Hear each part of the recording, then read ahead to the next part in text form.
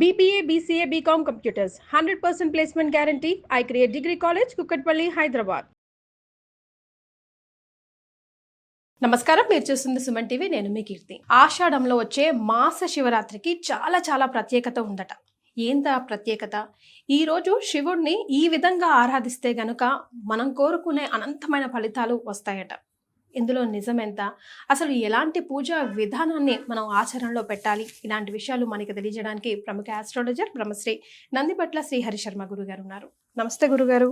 వాగర్థావివ సంపృక్తౌ వాగర్థ ప్రతిపత్తయే జగతః పితరౌ వందే పార్వతీ పరమేశ్వరౌ ఆదిత్యాయ చ సోమాయ మంగళాయ బుధాయ చ గురు శుక్ర శనిభ్యశ్చ రాహవే కేతవే నమః.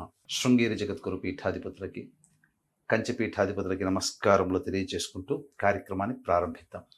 గురుగారు, ప్రతి నెలలో మాస శివరాత్రి వస్తుంది, కానీ ఈ ఆషాఢంలోకి వచ్చే మాస శివరాత్రికి చాలా ప్రత్యేకత ఉంది అంటున్నారు. ముఖ్యంగా ఈ విధంగా శివయ్యని ఆరాధిస్తే కనుక చాలా అనంతమైన ఫలితాలు ఉంటాయి అంటున్నారు. ఏం చేయాలంటారు?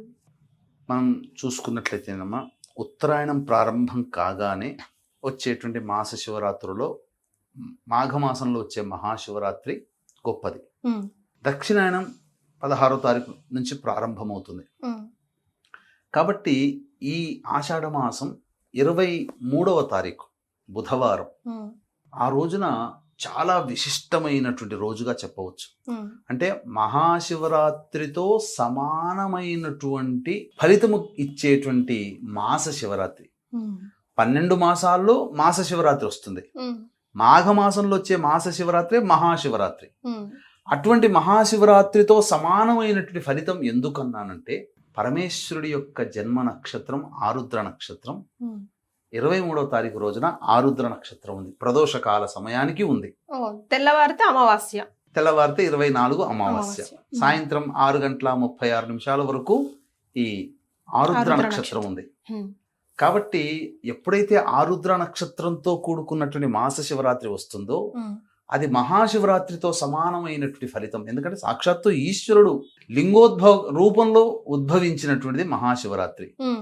కానీ ఈశ్వరుడి నక్షత్రంతో కూడుకున్నటువంటి మాస శివరాత్రి రావడం చాలా విశేషం.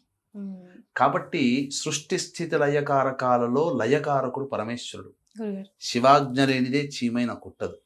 ఈ కార్యక్రమాన్ని మీరు నేను చెయ్యాలన్నా, ఈ కార్యక్రమాన్ని వీక్షించే అదృష్టము, ఆ ఈశ్వరుని గురించి, ఆ ఈశ్వర అనుగ్రహం పొందే ప్రయత్నం గురించి తెలుసుకునే అదృష్టము ప్రేక్షకులకి కలగాలన్నా శివాజ్ఞ ఉంటేనే. ఏమో ఏ పుట్టలో ఏ పాముందో. అంతే కదా గురువు. ఈ కార్యక్రమం వినడం ద్వారా వాళ్ళు ఏదైనా సమస్యలు ఎదుర్కొంటున్నారు అనుకోండి, వీక్షించేటువంటి ప్రేక్షకులకి మనం చెప్పేటువంటి ఆ పరిహారం చేసుకుంటే ఆ పరమేశ్వర అనుగ్రహం వల్ల ఆ సమస్య తీరుతుందేమో. అంతే కదా, మన వీడియో యొక్క ఉద్దేశం కూడా అదే కదా గురుగారు. కాబట్టి ప్రేక్షకులు చక్కగా ఈ మాస శివరాత్రిని వినియోగించుకునే ప్రయత్నం చేయండి. తప్పకుండా ఈశ్వర అనుగ్రహాన్ని పొందే ప్రయత్నం చేయాలి. ప్రయత్నం చేస్తే ఈశ్వరుడు కరుణిస్తాడు, ఇంక అందులో సందేహమే లేదు. కరుణామయుడు కదా, కరుణించాల్సింది. ఏది ఇచ్చినా ఆ పదార్థంతో స్వీకరిస్తాడు. భక్త కన్నప్ప తిన్నడైనటువంటి భక్త కన్నప్ప కన్నుని అర్పించాడు కాబట్టి కన్నప్ప అయ్యాడు. కాబట్టి ఆ తిన్నడు ఇచ్చినటువంటి మాంసాహారాలు పదార్థంగా తీసుకోలేదా? అంటే ఈశ్వరుడు తీసుకోలేదు, పక్కకు పెట్టండి, గ్రహించాడు కదా.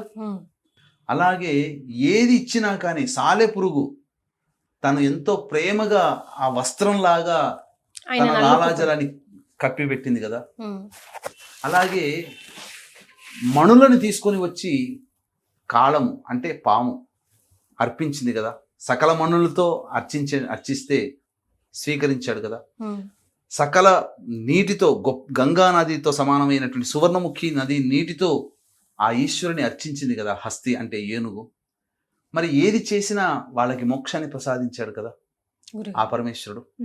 అటువంటి పరమేశ్వరుడి జన్మ నక్షత్రమైనటువంటి ఆరుద్ర నక్షత్రం రోజున జ్ఞానము లేనటువంటి ప్రాణులే తోచిన విధంగా చేస్తేనే ఎంతో గొప్పదైనటువంటి అనుగ్రహాన్ని ప్రసాదించిన పరమేశ్వరుడు జ్ఞానంతో కూడుకొని, తెలివితో కూడుకొని, ఇలా చెయ్యాలని తెలుసుకొని చేసేటువంటి మనిషికి వరం ప్రసాదించలేడంటారా? ఖచ్చితంగా ప్రసాదిస్తాడు. కాబట్టి ఆ రోజున తప్పకుండా మాస శివరాత్రి కాబట్టి ఆ రోజున వీక్షించేటువంటి ప్రేక్షకులు పొద్దున్నే కాలకృత్యాదులన్నీ తీర్చుకొని చక్కగా శివాలయానికి చేరుకొని నవగ్రహాల చుట్టూ శివాయ నమః అంటూ 27 ప్రదక్షిణలు చేసిన తర్వాత గణపతి దేవుణ్ణి, అలాగే సుబ్రహ్మణ్య స్వామిని, పరమేశ్వరుని దర్శనం చేసి ఆ పరమేశ్వరుడికి అభిషేకాదులు మహన్యాసపూర్వకంగా అభిషేకాదులు గనక జరిపించుకున్నట్లయితే గురుగారు పరమేశ్వరుడు చాలా సంతోషిస్తాడు. అమ్మవారిని దర్శించుకున్నా, ఎందుకంటే ఆ రోజున అంతకు ముందు రోజు అమ్మవారి నక్షత్రమైనటువంటి మృగశిర నక్షత్రం ఉండడం కాబట్టి చతుర్దశి తిథి ఆరుద్ర నక్షత్రం ఉన్నటువంటి రోజున ఆ ఈశ్వరుణ్ణి చక్కగా అభిషేకం జరిపించుకోండి.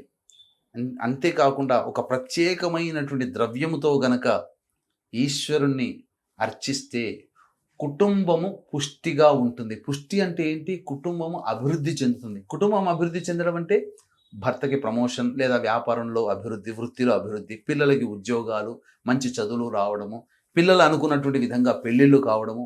పుష్టి, కుటుంబ అభివృద్ధి అంటే ఏంటి? ఇటు ధనపరంగా, వృత్తి ఉద్యోగపరంగా, అలాగే వివాహం అయితే కలిగే సంతానం కూడా అభివృద్ధే కదా. కుటుంబం అభివృద్ధి, ఒక జనరేషన్ ముందుకెళ్తుంది కదా. ఇలా అన్ని రకాలుగా అభివృద్ధిని పొందేటువంటి అవకాశము ఈ యొక్క అమావాస్య రోజున ఒక చిన్న పరిహారం చేసుకోవడం వల్ల కలుగుతుందమ్మా. ఏంటది గురుగారు? తప్పకుండా తెలియజేస్తాను. వీక్షించేటువంటి ప్రేక్షకులకు కూడా గమనిక. అన్ని జ్యోతిర్లింగ క్షేత్రాలలో కాశీ క్షేత్రము మకుటాయమైనటువంటి మహామహిమాన్వితమైనటువంటి అత్యంత సుప్రసిద్ధ పవిత్ర క్షేత్రము. అది ఆ విశ్వేశ్వరుని యొక్క ఆజ్ఞ మేర గత కొన్ని సంవత్సరాలుగా కాశీ క్షేత్రంలో వెళుతున్నాం. ఈ యొక్క సందర్భంగా ఆషాఢ అమావాస్య రోజున కాశీ క్షేత్రంలో ఉండడం జరుగుతుంది. బ్రాహ్మణులతో ఒక ప్రత్యేకమైనటువంటి కార్యక్రమం, అంటే యజమానుల గోతనామాలతో ఒక వ్యక్తి చక్కగా నవగ్రహ జపాలు అనేటువంటివి మా ఆధ్వర్యంలో చేయించుకుంటున్నాడు. ఓకే. కాబట్టి చక్కగా కాశీ క్షేత్రంలో జరుగుతుంది. ఆ అవకాశము అమావాస్య, ఆషాఢ అమావాస్య రోజున కూడా ఉంది కాబట్టి పిండ ప్రధాన కార్యక్రమం, పితృ కార్యక్రమాలు, తర్పణాది కార్యక్రమాలు చెయ్యాలి అని అంటే కాశీ క్షేత్రంలో చేస్తే మిగతా క్షేత్రాల్లో ఎక్కడ చేసినా, చెప్తున్నానమ్మా, ఎక్కడ చేసినా పితృదేవతలు అనేటువంటిది వసురుద్ర రూప ఆదిత్య రూపంలో వాళ్లే మోసుకెళ్తారు. కానీ కాశీ క్షేత్రంలో జరుగుతుందంటే యముడే సాక్షాత్తు నీ తరపున నీ వాళ్ళు జరుగుతుందయ్యా కార్యక్రమం, నువ్వు వెళ్ళి తీసుకో ఆ పుణ్యఫలాన్ని అని చెప్పి పితృదేవతలనే పంపిస్తాడట. కాబట్టి అటువంటి మహద్భాగ్యము అమావాస్య రోజున పునరుసు నక్షత్రంతో కూడుకున్నటువంటి గురువారం రోజున పిండ ప్రధాన కార్యక్రమం గతించిన వాళ్ళ యొక్క ఆత్మతృప్తి కోసం జరుగుతుంది. అలాగే రాత్రి తిథిలో నిశీ సమయంలో పుష్యమీ నక్షత్రంతో కూడుకున్నటువంటి అమావాస్య చాలా అద్భుతమైనటువంటి అలభ్య పుణ్యతిథి, మళ్ళీ మళ్ళీ మనకు దొరకదు అటువంటిది. ఈ సంవత్సరంలో పుష్యమితో కూడుకున్నటువంటి అమావాస్య లేదమ్మా. ఈ సంవత్సరం అంతా లేదు, అది లేదు. కాబట్టి ఆ సమయంలో నిశీ సమయంలో ఉగ్రదేవతలైనటువంటి వారాహి, ప్రత్యంగిర, బగళాముఖి, రాజశ్యామల, సుదర్శన హోమాలు, జాతకరీత్యా ఉన్నటువంటి అన్ని సర్వదోష నివారణ కార్యక్రమాలకి ఈ హోమాది కార్యక్రమాలు చేయించడం జరుగుతుంది. అవకాశం ఉన్న వాళ్ళు ఈ 2 కార్యక్రమాల్లో నమోదు చేసుకోవచ్చు. ఇక మనం మాస శివరాత్రి రోజున చేయవలసినటువంటిది ఏంటంటే పరమేశ్వరుడికి అన్నాభిషేకం చాలా విశేషం. ప్రత్యేకంగా ఆరుద్ర నక్షత్రం ఉన్న రోజున చెయ్యాలి. కాబట్టి అన్నాభిషేకం ఎలా చేస్తారంటే గంజి వార్చాలమ్మ, ప్రెషర్ కుక్కర్ లో పెట్టకూడదు. గంజి వార్చినటువంటి అన్నాన్ని ఒక తెల్లటి బట్ట మీద పరిస్తే వేడి వేడిగా పొగలు కక్కుతున్నది కాస్త గోరువెచ్చగా అవుతుంది, పుల్లలు పుల్లలుగా మల్లెపూరలాగా అవుతుంది. అది ఉదయం పూటనైనా చేయొచ్చు, ప్రదోషకాల సమయంలోనైనా చేయొచ్చు. ఆ దేవాలయము ఎట్లా చేస్తారంటే కొన్ని బృహదీశ్వరాలయము, కొన్ని పెద్ద తంజావూరు అటువంటి క్షేత్రాల్లో ఆ గుడి అంతా అన్నంతో నిండిపోతుందమ్మా. ఆ అన్నాన్ని తర్వాత ప్రసాదంగా పంచుతారు. అది కాబట్టి ఇప్పుడు కూడా ఈ మధ్య కొంచెం శివాలయాల్లో చేస్తున్నారు. మనలాంటి ప్రసార మాధ్యమాల ద్వారా చెప్పడం ద్వారా తెలుసుకొని చేస్తున్నారు. ఇలా నమ్మకం చదువుతూ ఉన్నప్పుడు ఇలా అన్నాభిషేకంతో అలా అభిషేకం చేస్తూ ఉంటే వచ్చే ఆ పాజిటివ్ ఎనర్జీ అమ్మ అసలు చెప్పలేము. ఆ అన్నాన్ని చక్కగా నైవేద్యంగా అందరికీ పంచడం, కుటుంబ సభ్యులందరూ తీసుకోవడం, తద్వారా ఖచ్చితంగా పరమేశ్వరానుగ్రహం కలుగుతుంది. ఏం చేసినా చెయ్యకపోయినా అన్నాభిషేకం అనేటువంటిది ఈ మాస శివరాత్రి రోజున ఆరుద్ర నక్షత్రంతో కూడుకున్నటువంటి రోజు. అసలు ప్రతి నెల ఆరుద్ర నక్షత్రంతో ఉన్నటువంటి రోజున చేయమని శాస్త్రం చెప్పబడి ఉంది. కానీ మాస శివరాత్రితో కూడుకున్నటువంటి ఆరుద్ర నక్షత్రం 23వ తారీఖు రోజున వస్తుంది కాబట్టి ఆ రోజున ఖచ్చితంగా చేయండి. తప్పకుండా పరమేశ్వరానుగ్రహం తప్పకుండా పొంది తీరి మీ యొక్క సంకల్పం అచిర కాలంలో నెరవేరుతుంది అని చెప్పడంలో ఏమాత్రం సందేహం లేదు. అవకాశం ఉంటే అమావాస్య తిథి రోజున 24వ తారీఖు రోజున మన ఆధ్వర్యంలో బ్రాహ్మణులను కర్తగా పెట్టి పిండ ప్రదానం తర్పణాది కార్యక్రమాలు మీ పితృదేవతల పేర్ల మీద రాత్రిపూట మీ సంకల్పం నెరవేరడం కోసం సర్వదోష నివారణ పూజల హోమాలు జరిపిస్తారు. అవకాశం ఉంటే అందులో నమోదు చేసుకునే ప్రయత్నం చేయండి. చాలా మంచి విషయాలు తెలియజేశారు గురుగారు. ధన్యవాదాలు.